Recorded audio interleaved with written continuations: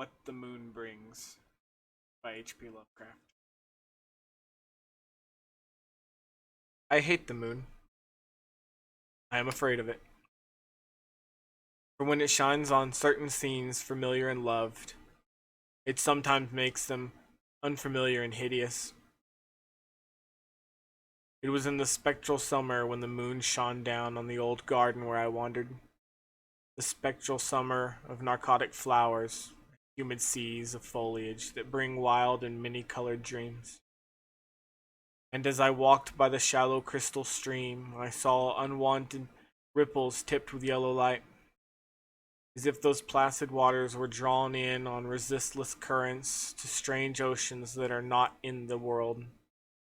Silent and sparkling, bright and baleful, those moon-cursed waters hurried I knew not whither, whilst from the embowered banks white lotus blossoms fluttered one by one in the opiate night wind, and dropped despairingly into the stream, swirling away horribly under the arched carven bridge, and staring back with a sinister resignation of calm, dead faces.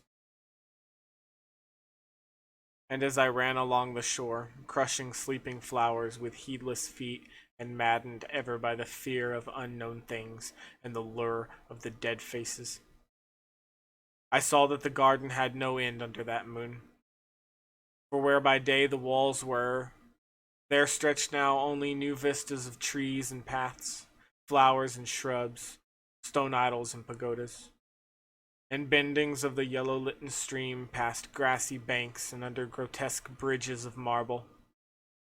And the lips of the dead lotus faces whispered sadly and bade me follow.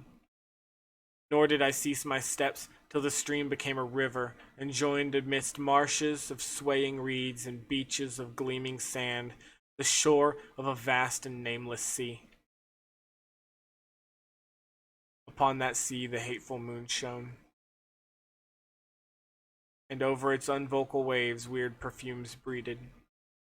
And as I saw therein the lotus faces vanish, I longed for nets, that I might capture them and learn from them the secrets which the moon had brought upon the night. But when that moon went over to the west, and the still tide ebbed from the sullen shore, I saw in that light old spires that the waves almost uncovered, and white columns gay with festoons of green seaweed. And knowing that to this sunken place all the dead had come, I trembled and did not wish again to speak with those lotus faces. Yet when I saw afar out to the sea a black condor descend from the sky to seek rest on the vast reef, I would fain have asked questions of him, and asked him of those who I had known when they were alive. This I would have asked him had he not been so far away, but he was very far, and could not be seen at all when he drew nigh that gigantic reef. So I watched the tide go out under the sinking moon, and saw gleaming the spires, towers, and the roofs of that dead, dripping city.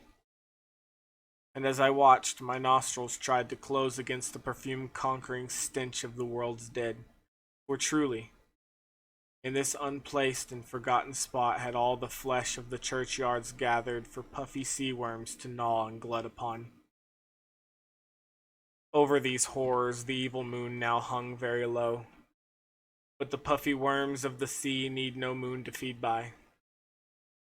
And as I watched the ripples that told of the writhing of worms beneath, I felt a new chill from afar out whither the condor had flown, as if my flesh had caught a horror before my eyes had seen it. Nor had my flesh trembled without cause, for when I raised my eyes I saw that the waters had ebbed very low, showing much of the vast reef whose rim I had seen before. And when I saw that the reef was but the black basalt crown of a shocking icon whose monstrous forehead now shone in the dim moonlight, and whose vile hooves must paw the hellish ooze miles below, I shrieked and shrieked, lest the hidden face rise above the waters. unless the hidden eyes look at me after the slinking away of that leering and treacherous yellow moon. And to escape this relentless thing, I plunged, gladly and unhesitantly, into the stinking shallows, where amidst the weedy walls and sunken streets, fat sea worms feast upon the world's dead.